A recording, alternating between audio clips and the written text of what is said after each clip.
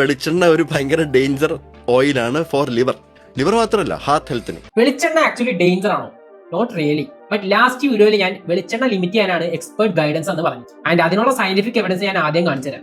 ഈ 2020 നടത്തിയ cocaine systematic റിവ്യൂവിൽ 60,000 ആൾക്കാരെ 2 കൊല്ലം സ്റ്റഡി ചെയ്തപ്പോഴത്തേക്കും അതിൽ കണ്ടെത്തിയത് സാച്ചുറേറ്റഡ് ഫാറ്റ്സ് ആയ ഗീ, ബട്ടർ പോലത്തെ സാധനങ്ങൾ അൺസാച്ചുറേറ്റഡ് ഫാറ്റ്സ് ആയ സൺഫ്ലവർ ഓയിലുമായിട്ട് സ്വാപ്പ് ചെയ്തപ്പോഴത്തേക്കും 17% കാർഡിയോവാസ്കുലർ ഇവന്റ്സ് റിസ്ക് കുറച്ചേക്കുന്നത്. വെളിച്ചെണ്ണ ഒരു സാച്ചുറേറ്റഡ് ഫാറ്റ് ആണ്.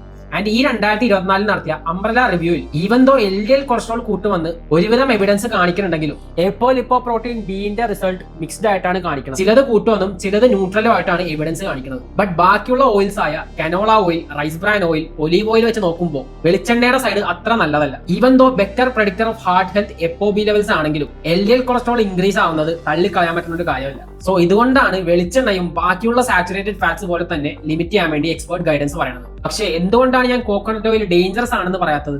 ആൽക്കഹോൾ, സിഗരറ്റ്സ്, ട്രാൻസ്ഫാറ്റ് പോലത്തെ സാധനങ്ങൾക്ക് ഡയറക്റ്റ് ഔട്ട്കം ആയ heart disease, cancer, death prove ചെയ്യാൻ നല്ല രീതിക്ക് എവിഡൻസ് ഉണ്ട്. ബട്ട് വെളിച്ചെണ്ണക്ക് ഡയറക്റ്റ് ഔട്ട്കമിനുള്ള എവിഡൻസ് കുറവാണ്. അതുകൊണ്ടാണ് മാക്സിമം ലിമിറ്റ് ചെയ്യാൻ വേണ്ടി എക്സ്പെർട്ട് ഗൈഡൻസ് റെക്കമെൻഡ് ചെയ്യുന്നത്. സോ ഡോക്ടർ പറഞ്ഞ കാര്യങ്ങൾ ആകെ എനിക്ക് ഡിസഗ്രി ചെയ്യാനുള്ളത് ഡേഞ്ചർ എന്ന വാക്ക് മാത്രമാണ്.